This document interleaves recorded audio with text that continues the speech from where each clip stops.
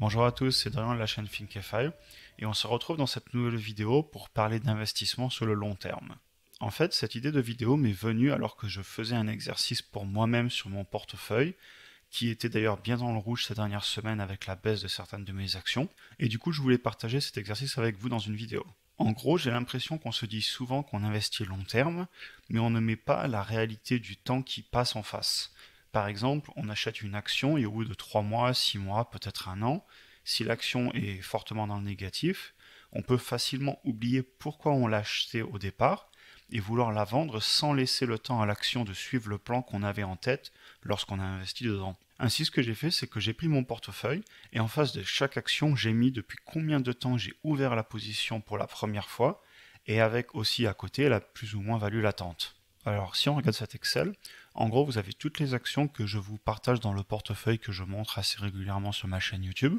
Alors, à la différence de l'Excel que je vous montre assez souvent, ici, ce sont la première fois que j'ai acheté l'action. Donc, ça veut dire que quand je fais du DCA, donc quand je rachète l'action plus tard, et ben la date, en fait, c'est la dernière fois que j'ai acheté. Mais là, pour cet exercice, j'ai mis la première fois que j'ai acheté l'action, donc quand j'ai décidé d'investir sur l'entreprise. Et donc, cet exercice est très intéressant parce qu'en réalité, si vous regardez, ma plus ancienne action en termes d'ouverture de position, c'est Apple avec 2 ans, 4 mois, 9 jours. Ensuite vient Microsoft avec 1 an, 9 mois, 15 jours. Et puis ensuite, on va continuer.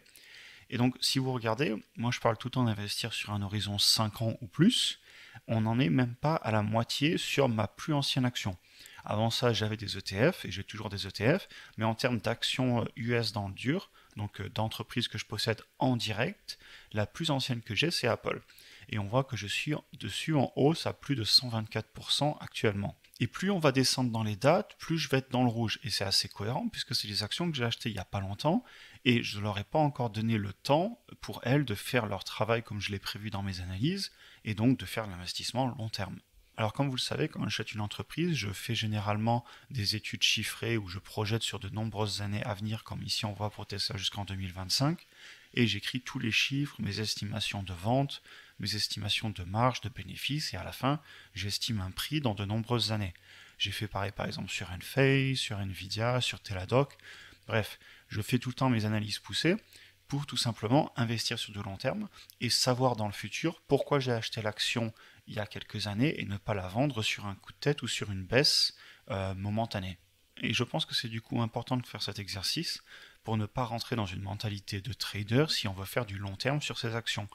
Après, moi, j'ai rien contre prendre un trade sur une action. Il y en a qui le font très très bien, moi je le fais très rarement, mais en tout cas, c'est pas ma stratégie sur ce portefeuille. Donc, on va regarder quand même rapidement certaines de mes actions. Donc, on voit que dans le vert, bon, j'ai Microsoft avec 1 an 9 mois, Facebook avec 1 an 9 mois, enfin maintenant c'est Meta, mais avant c'était Facebook. Skyworks Solutions avec 1 an 8 mois plus 20%, Qualcomm 1 an 7 mois plus 44%. Ensuite, là, on arrive sur un truc intéressant. On a BEPC, donc Brookfield Renewable Energy.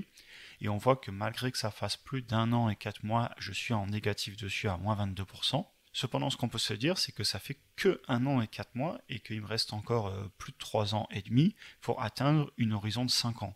Donc on verra dans 3 ans et demi, mais pour l'instant, il n'y a pas de raison de s'inquiéter, puisque cette entreprise, ça fait qu'un an que je l'ai, un petit peu plus d'un an, et on n'est pas du tout encore sur du long terme. Un an, ce n'est pas du long terme, il faut bien s'en rendre compte. D'ailleurs, si vous réalisez dans une vie, 1 an, 2 ans, 3 ans, 4 ans, 5 ans, ça commence à être des assez longues périodes. Donc quand au bout de 6 mois vous voulez vendre une entreprise, il faut vraiment que vous vous rendiez compte que à l'échelle d'un business, c'est très peu. Il faut vraiment laisser le temps à vos entreprises de faire ce que vous avez prévu. Ensuite, voilà, bon, on va passer sur celle du milieu où je suis autour d'un an, et puis on va descendre sur les actions les plus récentes. Donc vous voyez, typiquement, vous prenez Square, je suis à 15 jours, Lemonade, je suis à 1 mois 16 jours, Corsair 5 mois, SoFi 5 mois, Teladoc 2 mois 4 jours. Donc vous voyez, c'est les actions dans lesquelles je suis toutes dans le rouge, mais en même temps, c'est des actions sur lesquelles ça fait moins de 6 mois que j'ai investi. Le marché a fortement corrigé sur toutes ces actions avec des prix assez élevés depuis quelques semaines, voire quelques, même un mois ou deux. On a des corrections sur les small caps, donc c'est pas étonnant. Mais il n'empêche que moi, derrière, j'ai regardé les entreprises que pour moi, elles allaient faire dans le futur et j'ai investi sur du long terme. Par exemple, je vous montrais Teladoc. Teladoc, moi, j'ai regardé jusqu'en 2025 ce que je pense qu'elle va faire. Et donc, Teladoc, vous voyez que j'ai des prix d'achat sur lesquels je l'achète. Là, on est aujourd'hui sous les 100 dollars. Et sous les 100 dollars, d'après mes chiffres, en 2025, je devrais avoir multiplié ma mise par plus de 2,7 fois. Par contre, il va falloir que j'attende réellement 4 à 5 ans. Donc effectivement, si on revient sur mon tableau et qu'on voit que ça fait que 2 mois, il ne faut pas que je m'inquiète sur le court terme, bien au contraire. Si je crois dans l'entreprise et c'est mon cas, eh ben je vais en racheter plus. Et donc si vous voulez cet exercice, je pense que je vais me forcer à le faire de plus en plus souvent. Surtout à chaque fois que j'aurai envie de vendre une action, parce qu'on est tous des humains, on a tous envie de vendre des actions à cause de la panique qu'on peut avoir sur le marché, tout simplement parce qu'on lit beaucoup, on écoute beaucoup l'actualité, et des fois il peut y avoir des vraies peurs sur le marché, et ça peut nous affecter émotionnellement, alors qu'au contraire, pour moi, il faut rester fort sur son avis, il faut connaître les business dans lesquels on investit et être fort sur le long terme. Donc je pense que cet exercice, je vais le faire assez régulièrement. Je ne vais pas toujours vous en faire des vidéos, mais dès que j'aurai un business sur lequel j'ai des doutes, je regarderai depuis combien de temps je l'ai acheté et je reviendrai sur mes analyses. Par exemple, si un jour Tesla vient à fortement corriger, c'est tout à fait possible, ou alors peut-être Enphase ou même Nvidia. Donc voilà, vidéo assez courte, mais j'espère qu'elle vous aura intéressé. Du coup, en conclusion, je pense que si on veut tendre à être un investisseur long terme et qu'on achète une action avec un plan précis sur 5 ans, que l'entreprise elle devrait suivre normalement, alors il faut vraiment laisser le temps à l'entreprise de réaliser ce qu'on a prévu et il ne faut pas la vendre au bout de quelques mois en mode panique. Et c'est aussi pour ça que je fais ces vidéos, parce que moi personnellement ça me force à enregistrer les fondamentaux et les calculs que j'ai faits quand je fais des vidéos d'analyse. Et le jour où je doute sur l'entreprise à cause de Mr. Market, comme le dirait Benjamin Graham dans son livre L'investisseur intelligent, eh bien, je peux revenir sur ces analyses et je ne vends pas l'action finalement sur un coup de tête ou sur une peur sur le court terme.